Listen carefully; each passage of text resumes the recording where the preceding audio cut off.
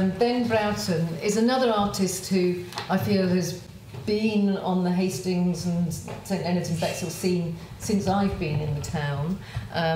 Going back many, many, many years, you probably had the most extraordinary shop on Norman Road that there will ever be, that sold bottles of air. Can you tell us a bit about it? It's not on the question list, but you know, as a background to what you're doing now, where you came from. Yeah, I came from South London with an Italian wife, and I actually have to constantly thank Alex Brattell, because I thought if he lives down here, it's going to be okay to live down here. We've known each other since the 80s. So when we came down, I was a bit knackered, but my ex-wife was very keen to do something. So we found a premises on Norman Road, which was run by a strange hoarder called Robert. I don't even know if he's still there.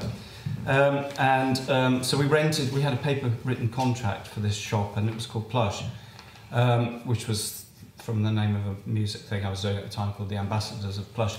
So we had this shop called Plush, and the brief of it was to sell just ordinary weird shit, basically. So we just troll around all the charity shops, buy the stuff from the charity shops, mark them up and put them in the window.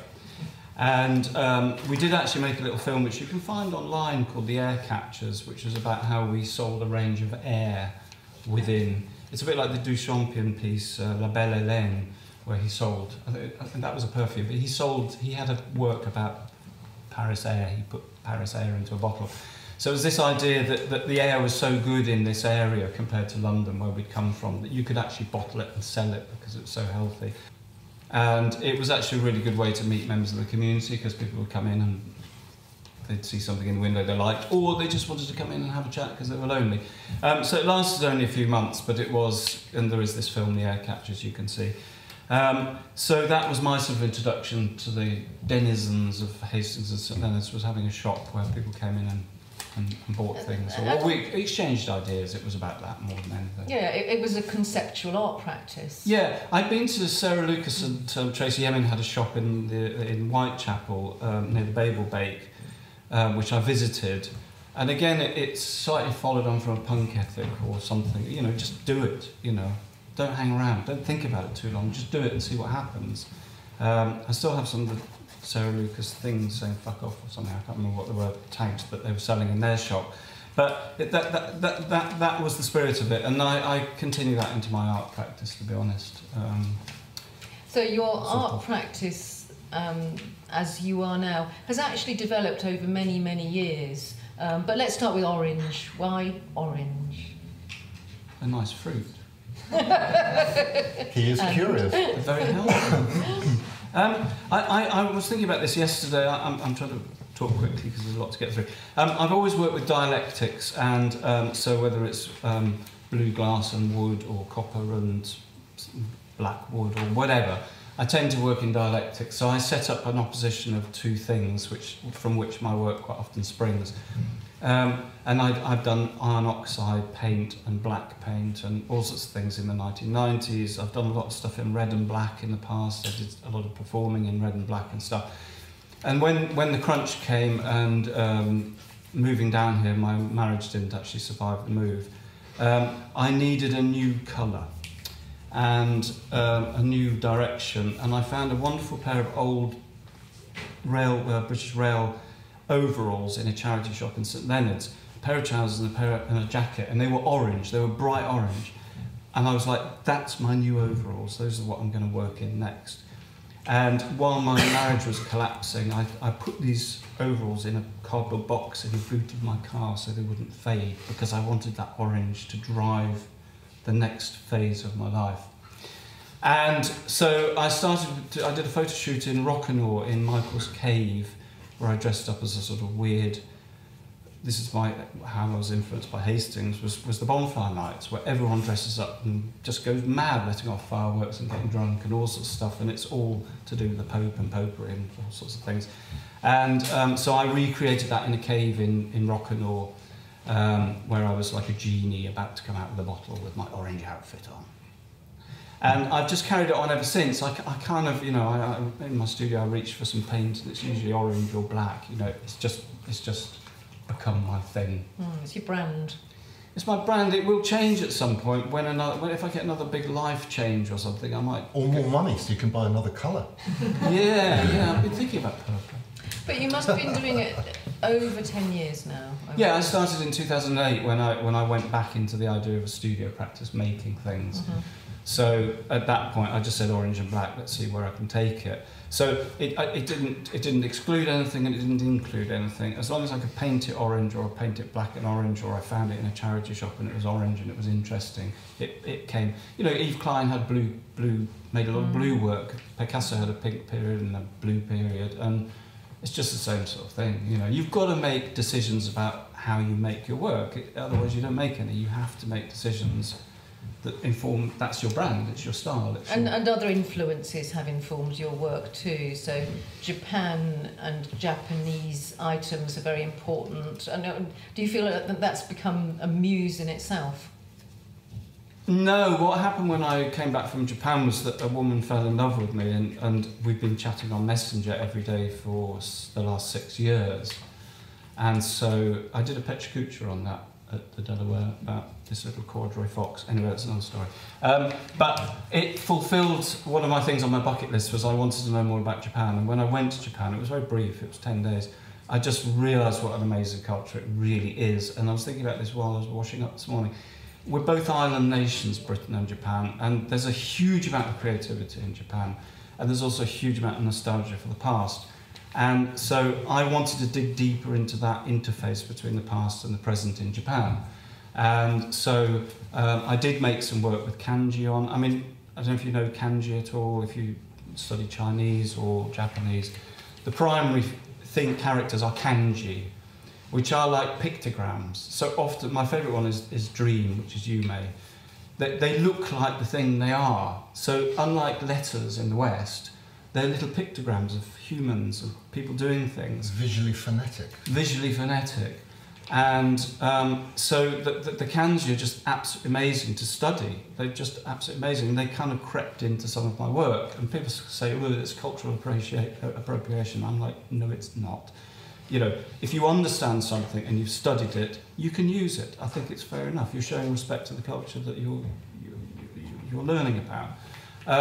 So I'm still chatting with this woman on Messenger. You know, every day she wakes up at 6:30 and says, "Hello Ben, how are you?" And you know, it's just like every day I get a Japanese bulletin in, and I send a little English bulletin back out, and it's kind of fun. But I've learned a lot through it. So that's the muse. Is just this everyday. It's like old pen friends or something. You know, we used to have pen friends. We'd write letters to people in Australia or wherever.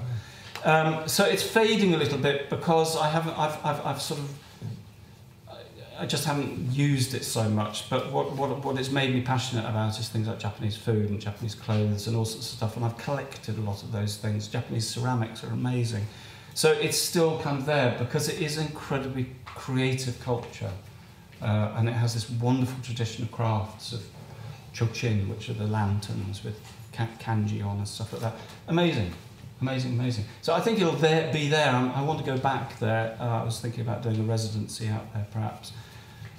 So it's kind of there, but the use of the language has diminished slightly because I've changed I think I've changed where I'm trying to pitch my work at the moment. But you know, that's where the muse comes from. Go to Japan if you've never been. Go. End of. Right. So you've taken part in Coastal Currents Open Studios for several years, and you've done one of the Coastal Currents films about your practice. You're amazing, Tina, because you know, but she gives so much support to artists, just to keep going, just to persist. It's a word we've used a lot, and I wanted to let her know how much help she'd been to me persisting with my art. So Coastal Currents can have that kind of magical effect on everybody. Get involved. Yeah. Get involved. And so there's a YouTube channel, Coastal Currents YouTube channel. So my video and all the other ones that were made can be seen. So when you leave here, go and... There's some corkers. It's a real testimony to Mark, I think. Yes. Yeah. And it was really good as an artist to have a camera pointing at me in my studio for a morning and have to talk about my work. It was so educational for me. Just especially I'd been through a dark time when my father died. It was so good at re-establishing my character, who I am, why I make the things that I make. It brought out passion in me, and that's the thing that's very important in creativity, is to have the passion behind it, to make it sing, to make it dance. Sticking to the coast, not just coastal currents, I mean, your studio now is in Bexhill, you moved to Hastings. Is the coast important to you? This community has been very, very important to me since I moved down here, absolutely. Where I end up, I don't know, but I've found such friendships down here and such warmth and kindness, and being able to do things on a budget. You know, I was in London as well, like Alex, and it's so expensive now, and it's so brilliant to live in a community where there's so much support and you can do stuff on a shoestring and you can develop your work at the same time. So for the time being, I'm here. Interesting. So it's not the beauty of the sea and the sky, it's the community. For me, the sea is a wonderful thing, and when I drove here today in my eco-friendly car, I saw the sea at the bottom of Sea Road, glittering in the sun, and there's nothing quite like that. I remember being a child and being driven to the seaside from the Midlands, and you saw the sea in the distance, glittering. That's what I love about the sea. It's the end of the land. It's where the land ends and the great unknown begins. So going back to the younger Ben, what advice would you give your younger self or any other young aspiring artist?